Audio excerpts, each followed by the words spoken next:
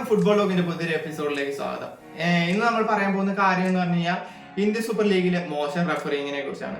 Indian super league തുടങ്ങിയിട്ട് 10 വർഷങ്ങൾ പൂർത്തിയായിട്ടും referring മെച്ചപ്പെടുത്താനുള്ള ഒരു സംവിധാനം ഇതുവരെ ISL മാനേജ്മെന്റ് എടുത്തിട്ടില്ല എന്ന് തന്നെ പറയാം. ഇപ്പൊ നിർണായക മത്സരങ്ങളിൽ വരുന്ന ഈ റഫറിമാരുടെ പിഴവുകൾ ആലോചിച്ച് നോക്കുക. അത് ഒരു മത്സര ഫലത്തെ ബാധിക്കുകയും ചെയ്യും, അതേപോലെ അവരുടെ കിരീട സാധ്യതയും കിരീടത്തെയും ചിലപ്പോൾ ബാധിച്ചേക്കാം. ഇപ്പൊ ഉദാഹരണമായിട്ട് ഇന്നലെ കേരള ബ്ലാസ്റ്റേഴ്സ് മുംബൈ മത്സരത്തിൽ ഹോമി പാമിന്റെ ഒരു ഹാൻഡ് ബോൾ ഉണ്ട്. അത് കേരള ബ്ലാസ്റ്റേഴ്സ് ഒരു ഗോളിന് വിജയിച്ച് നിൽക്കുമ്പോഴാണ് ബ്രാൻഡൻ ഫെർണാണ്ടസ് അടിച്ച ഒരു ഷോട്ട് ഹോമി പാമിന്റെ ഹാൻഡ് ആയിരുന്നു. അപ്പൊ അത് കേരള ബ്ലാസ്റ്റേഴ്സിന്റെ പെനാൽറ്റി ബോക്സിന്റെ ഉള്ളിൽ നിൽക്കുമ്പോഴാണ് അങ്ങനെ ഒരു ഹാൻഡ് ബോൾ വരുന്നത്. അപ്പൊ അത് റെഫറിയുടെ മുമ്പിലാണെന്നെങ്കിലും റെഫറി അത് ഹാൻഡ് ബോൾ ആയിട്ട് കണക്ക് കൂട്ടിയില്ല, അത് പെനാൽറ്റി വിളിച്ചിട്ടുമില്ല. അപ്പൊ ആ ഒരു സിറ്റുവേഷൻ നോക്കണം. കേരള ബ്ലാസ്റ്റേഴ്സിനെതിരെ സമനില നേടുകയോ അല്ലെങ്കിൽ വിജയിക്കുകയോ ചെയ്ത് കഴിഞ്ഞാൽ മുംബൈക്ക് അവിടെ പ്ലേ ഓഫ് ഉറപ്പിക്കാവുന്നതാണ്. ഇനിയിപ്പോ മുംബൈക്ക് അവസാന മത്സരം വരെ കാത്തിരിക്കേണ്ടി വരും. അതേപോലെ ഒരു ചാൻസ് ഉള്ളത് ഒഡീഷയ്ക്കാണ്. മുംബൈയും ഒഡീഷയുമാണ് ഇനി ലാസ്റ്റ് 6ാം സ്ഥാനത്തേക്കുള്ള ഒരു പോരാട്ടം നടക്കുന്നത്. ഒഡീഷയുടെ മത്സരം പൂർത്തിയായെങ്കിലും മുംബൈക്ക് ഒരു മത്സരം കൂടെ ഇനി ബാക്കിയുണ്ട്. അതാണെങ്കിൽ ശക്തരായ ബംഗളൂരു ആയിട്ടാണ് ഇനി മുംബൈക്ക് കളി ബാക്കിയുള്ളത്. അപ്പൊ അങ്ങനെ ഒരു ഹാൻഡ് ബോൾ വിളിച്ചിട്ടുണ്ടായിരുന്നെങ്കിൽ അവർ സമനില നേടുകയോ അവർ പ്ലേ ഓഫിലേക്ക് കയറുകയോ ചെയ്യുമായിരുന്നു. അങ്ങനെ ഒരു സിറ്റുവേഷൻ ഉണ്ട്.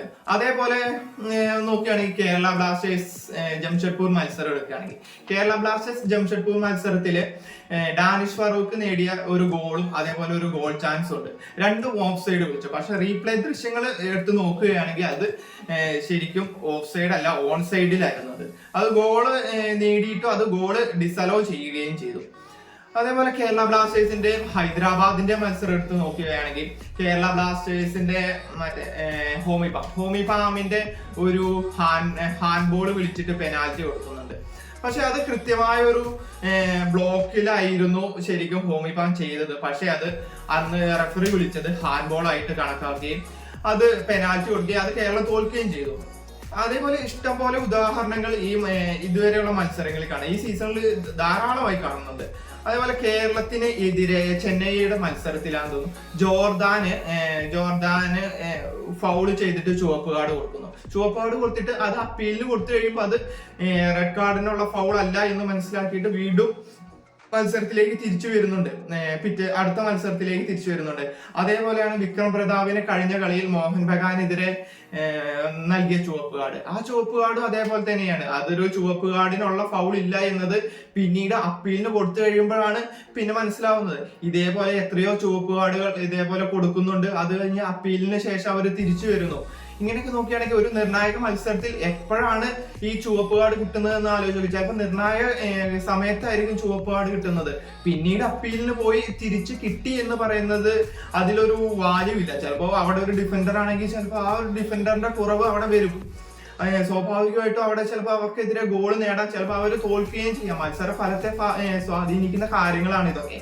അപ്പോ ഇത് ഒരു ഹ്യൂമൻ എറർ എന്നാണ് പലരും പറയുന്നത്. പക്ഷെ ഹ്യൂമൻ എറർ എന്ന രീതിയിൽ മാത്രം പറഞ്ഞ് മാറ്റി നിർത്താൻ കഴിയുന്നതാണോ? ഇത്രയേറെ ഫൗളുകൾ അല്ലെങ്കിൽ ഇത്രയേറെ പിഴവുകൾ വരുമ്പോൾ അത് പരിഹരിക്കേണ്ടതായിട്ടൊരു ഇത്രയും വലിയൊരു ലീഗ് ആദ്യം 1 വർഷമോ 2 വർഷമോ അല്ല ആയിരിക്കുന്നത്. ISL തുടങ്ങിയിട്ട് 10 വർഷം പൂർത്തിയായിട്ടുണ്ടല്ലോ. അപ്പോൾ ഇതുപോലെ ഒരു ലീഗിൽ ഇതുപോലെ ഒരു പിഴവുകൾ വെച്ചുകൊണ്ടിരിക്കുക എന്ന് പറഞ്ഞത് അതൊരു നല്ല കാര്യമല്ല. പിന്നെ VAR സിസ്റ്റം എക്സ്പെൻസീവ് ആണെന്നുള്ള കാര്യം പറഞ്ഞിട്ട് അവർ ഒഴിവാക്കുകയാണ്. ഇതൊക്കെ എന്താ പറയാ, ഇതുപോലുള്ള ഒരു ലീഗിൽ അങ്ങനെ പറഞ്ഞ് ഒഴിവാക്കുന്നത് വളരെ ശോകമാണെന്ന് പറയാം. അതേപോലെ വാർ സിസ്റ്റം വന്നു എന്ന് കരുതി എല്ലാം നന്നാവണം എന്നില്ല. കാരണം നമ്മുടെ ലീഗ് എടുത്ത് നോക്കിയാൽ കേരള ISL പോലുള്ള ഒരു ലീഗിൽ ISL ഇപ്പോ ഇന്ത്യയിലെ തന്നെ ടോപ്പ് ലീഗാണ് ISL. ഇന്ത്യയിലെ എന്നല്ല, ഏഷ്യയിലെ തന്നെ അത്യാവശ്യം എന്താ പറയാ സാങ്കേതിക വിദ്യയിലെ മികച്ചു നിൽക്കുന്ന ഒരു ലീഗ് തന്നെയാണ് ഇന്ത്യൻ സൂപ്പർ ലീഗ് എന്ന് പറയുന്നത്. അതേപോലെ കാർലോസ്, അതേപോലെ ഫോർലാൻഡ്, അങ്ങനെ നിരവധി ഫുട്ബോളിലെ മഹാരഥന്മാർ കളിച്ചു പോയ ഒരു ലീഗ് കൂടിയാണ്. അപ്പൊ അങ്ങനെ ഒരു ലീഗിൽ ഇതുപോലുള്ള പിഴവുകൾ വെച്ചോണ്ടിരിക്കുക എന്ന് പറഞ്ഞത് ഒരു നല്ല കാര്യമല്ല എന്നാണ് എനിക്ക് പറയുന്നത്. ഇതൊക്കെ ഒരു മാറ്റിയിട്ട് ഈ സീസൺ ഇപ്പോൾ കഴിയാനായി. ഇനി ആകെ കുറച്ച് മത്സരങ്ങൾ മാത്രമേ ഗ്രൂപ്പ് സ്റ്റേജിൽ ബാക്കിയുള്ളൂ. പിന്നീട് പ്ലേ ഓഫ് ഫൈനലൊക്കെ കഴിഞ്ഞ് കഴിഞ്ഞാൽ അടുത്തൊരു സീസണിലേക്കൊരു മികച്ചൊരു റഫറിങ് കാണാനാകുമെന്നോ അല്ലെങ്കിൽ ഒരു അതിന് വേണ്ടിയിട്ടുള്ള ഒരു ബദൽ സിസ്റ്റം വരുമെന്നോ എന്ന വിശ്വാസത്തോടെയാണ് ആരാധകരും കാത്തിരിക്കുന്നത്.